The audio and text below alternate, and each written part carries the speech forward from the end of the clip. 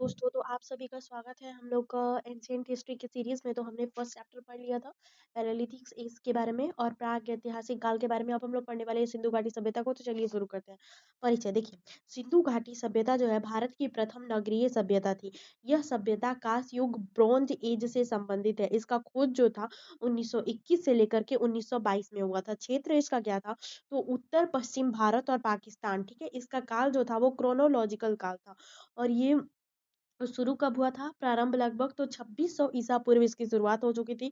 और पतन कब हो गया था, तो 1900 ईसा पूर्व में इसका पतन हो गया था।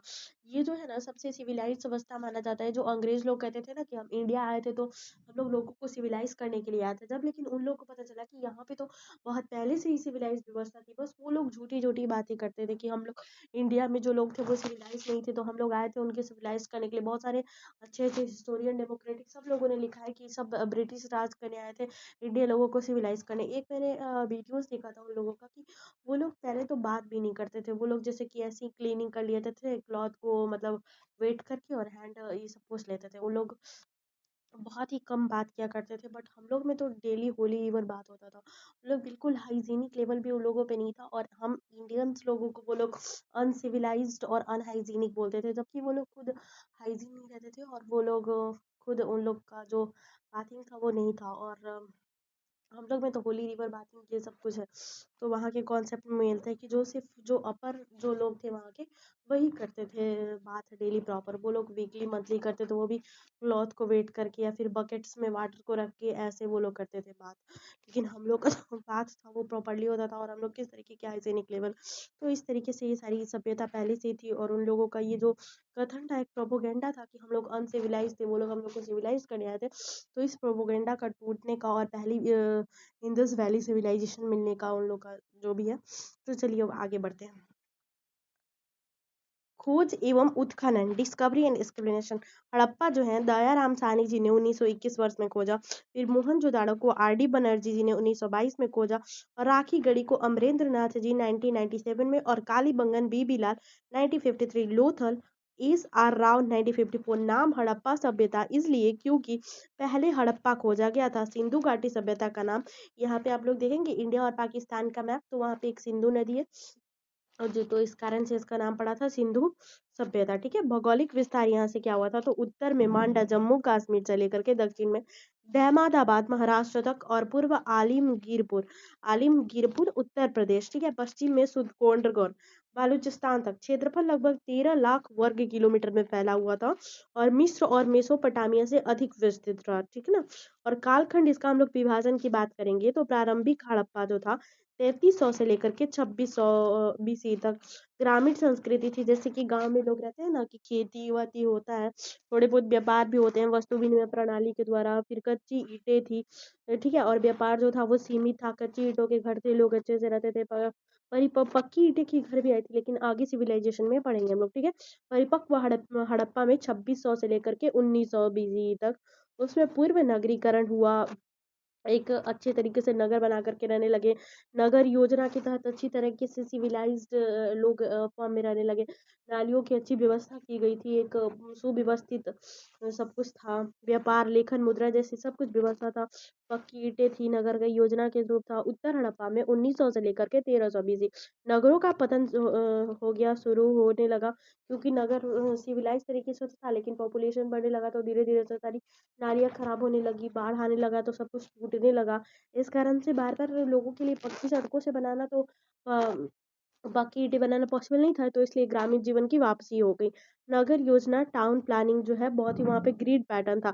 सड़क एक दूसरे के समकोण पर काटती थी, कि मतलब बहुत ही अच्छा पैटर्न वहाँ पे बनाया गया था। ठीक है ना। और नगर के जो 2 भाग थे, एक गढ़ जिसको हम लोग सिटाडेल कहते हैं, वहाँ पे जैसे कि प्रशासनिक लोग रहते थे, जो कि वो जो भी नगर था उसको चलाते थे, या धार्मिक लोग जो कि पूजा पाठ इत्यादि कराते थे। ठीक है।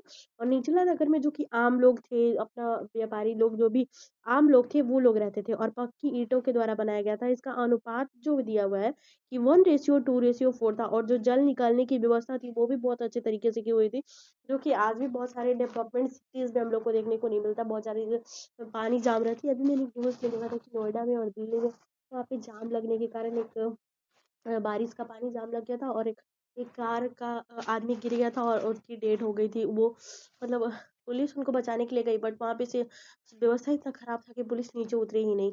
और उस आदमी ने अपने बाबा को कॉल किया था कि हाँ बाबा, मैं अभी डूब चुका हूँ, प्लीज़ मुझे बचा लीजिए। तो उन्होंने पुलिस के पास कॉल किया, लेकिन पुलिस वहाँ गई लेकिन उनको बचा नहीं पाई।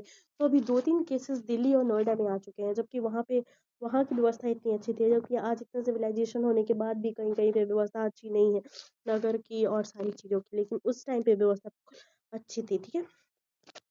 और हर घर जो है नाली से जुड़ी हुई थी, ठीक है?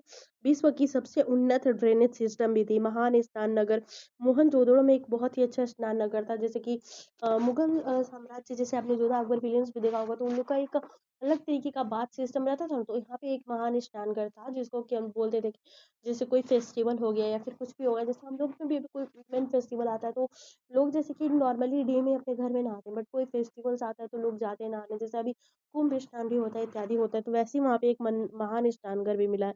और ये भी अनुष्ठान की धार्मिक अनुष्ठानों का केंद्र रहता होगा, ठीक है? अब वो जो सभ्यता था उसके बारे में जान लेते हैं। अब प्रमुख नगर और उनकी विशेषताओं के बारे में जानते हैं। मोहनजोदड़ो था, वहाँ पे महान स्नान नगर था।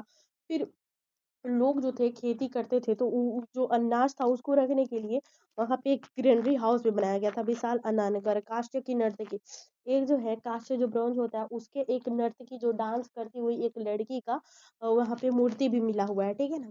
और फिर हड़प्पा में अन्नानघर था, ताबूत दफन प्रणाली था कि ताबूत में लोगों को दफन किया जाता था। फिर कालीबंगन में अग्नि वेदिया जो हवन का कुंड रहता है वो सब मिला है। खेतों में हल चलाने का प्रमाण मिला है। लोथल जो कि है वहाँ पे बंदरगाह मिला है। समुद्री व्यापार, समुद्र से लोग इधर-उधर जा कर के सामान बेचते थे। वास्को डी गामा ये सभी तो समुद्र के ज़रिए आकर तो बहुत सारी चीज़ें मिली है। राखी गढ़ी, भारत का सबसे बड़ा हड़प्पा स्थल राखी गढ़ी में भारत का सबसे बड़ा हड़प्पा स्थल है, ठीक है? आर्थिक जीवन इकोनॉमिक लाइफ कैसा था, तो कृषि में लोग गेहूं, जौ, कपास इत्यादि उगाते थे। चावल जो था वो लोथल में उगाने का सबूत मिला है। कपास उगाने वाली विश्व की प्रथम सभ्यता थी ये। और पशुपालन में लोग बैल, गाय, भेड़, बकरी, बैल को लोग अपना सामान ढोने के लिए भी इस्तेमाल करते थे, फिर गाय भेड़ बकरी दूध के लिए, और फिर जो भी चीजें। घोड़ा जो है वो विवादित किस्म की है कि नहीं पता नहीं, कोई अच्छी मतलब नहीं मिल पाया है उसका आर्कियोलॉजी सोर्स जो भी है। उद्योग जो था मन का निर्माण करने का लोग कार्य करते थे, और धातु कार्य में तांबा और कांसा करते थे। और व्यापार में वो लोग क्या करते थे कि आंतरिक जो आसपास के और थोड़ा बहुत जो समुद्री मार्ग के द्वारा विदेशी मेसोपोटामिया मेलुआ में कर लेते थे, ठीक है? और विनिमय मध्य क्या मुद्राएं नहीं थी, वस्तु विनिमय होता था। फिर आगे चल करके क्वाइंस आया था, ठीक है? एक शिलालेख मिला हुआ है, अगर आपने मोहनजोदड़ो फिल्म देखा होगा तो एक सिंह जैसा साइन रहता है। बहुत सारी अभिलेख वहाँ पे सिक्के छोटे छोटे मिले, बट अभी उन लोगों को कोड नहीं कर पाया गया। और सामाजिक जीवन कैसा था, तो समाज जो था शांति प्रिय था। हथियार बहुत कम थे, कोई विशाल राजमहल नहीं था, समानता आधारित समाज था, ठीक है? वस्त्र जो है सूती और ऊनी था, ठीक है? पुरुष जो थे वो धोती पहनते थे और महिलाएं साड़ी जैसी चीजें पहनती थी। धार्मिक जीवन क्या था, तो वहां पे मातृ देवी की पूजा होती थी। जैसे कि सिंधु देव, जो सिंधु नदी थी उनके किनारे वो लोग बसे हुए थे, उन लोग को सारी चीजें सिंधु माता से मिलती थी, जल की व्यवस्था सब कुछ, तो इसलिए वो लोग मातृ देवी की पूजा करते थे। उर्वरता का प्रतीक उसको मानते थे कि उनसे उन लोग का भोजन पक रहा है, जो भी हो रहा है जल से हो रहा है, तो उनकी पूजा करते थे। फिर पशुपति महादेव की पूजा करते थे, जो कि योग मुद्रा में थे, चारों ओर पशु, ठीक है? फिर प्रकृति की पूजा करते थे, पीपल की, पशु की। मंदिर ही नहीं मिले पूजा घरों में, ठीक है ना?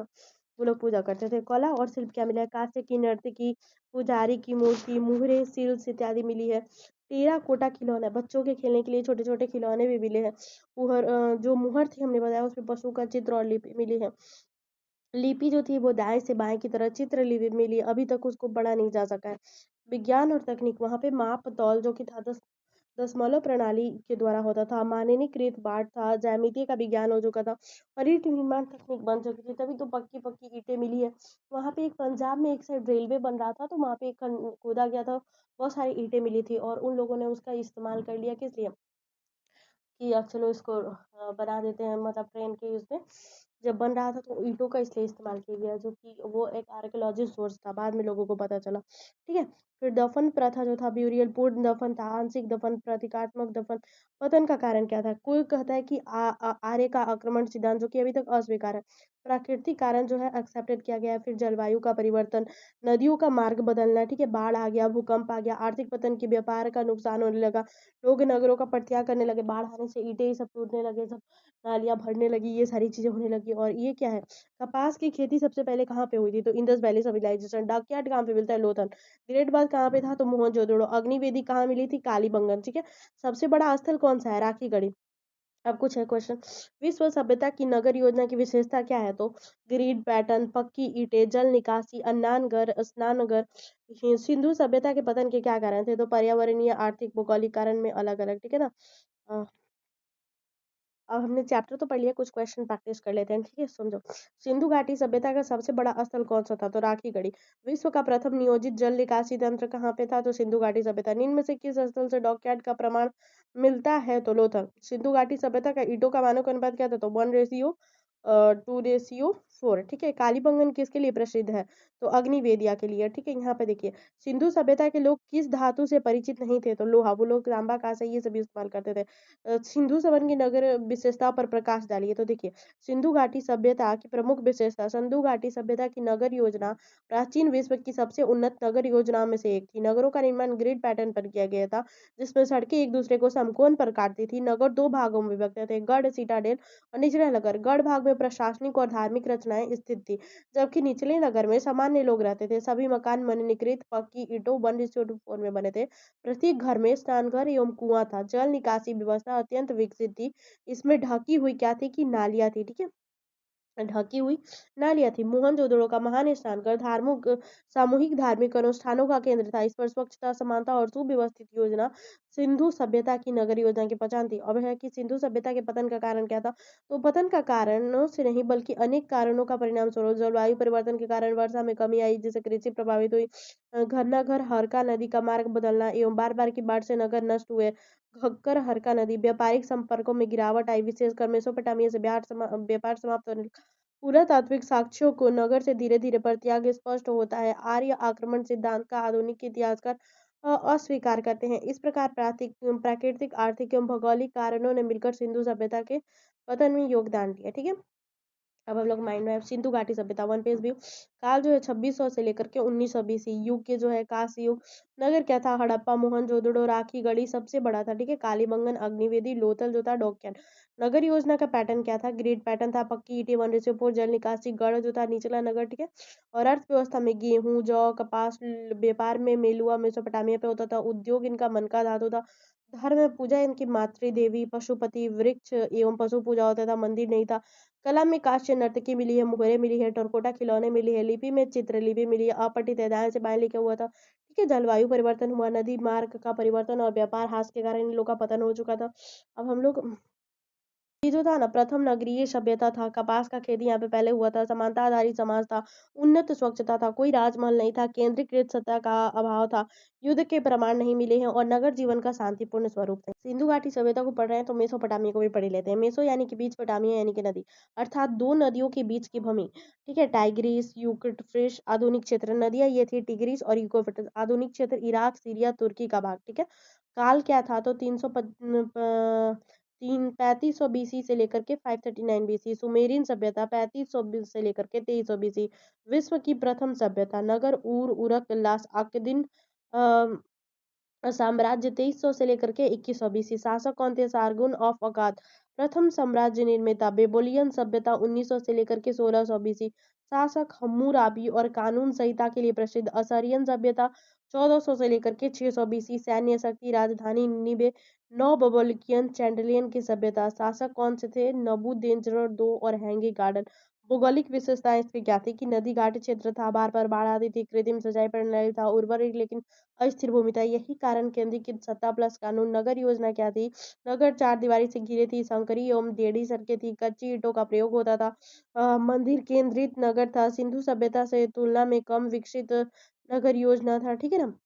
सामाजिक संरचना, उच्च वर्ग पे राजा पुजारी थे, मध्यम वर्ग पे व्यापारी कारीगर, निम्न वर्ग पे दास थे। दास प्रथा प्रचलित थी। राजनीतिक व्यवस्था कैसी थी, तो राजतंत्र था। राजा ईश्वर का प्रतिनिधि होता था और केंद्रीकृत शासन व्यवस्था थी। कृषि में गेहूं, जौ, खजूर, नारों द्वारा सिंचाई होती थी। लंबी दूरी व्यापार होता था। सिंधु घाटी से व्यापार होता था। मेलुआ वस्तु विनिमय प्रणाली थी। बहुदेववाद था, मतलब कि पॉलीथीइज्म था। धार्मिक जीवन, अन्य जो प्रमुख देवता थे, अन्न, आकाश, एलिनिन, वायु, एनकी, जल, ठीक है। मंदिर जिगुरात ऐसा कोई मिला है। कला एवं स्थापत्य जिगु रात सीढ़ी हुआ मंदिर मूर्तियां मोहरे इसके लेखन प्रणाली कौन सी थी?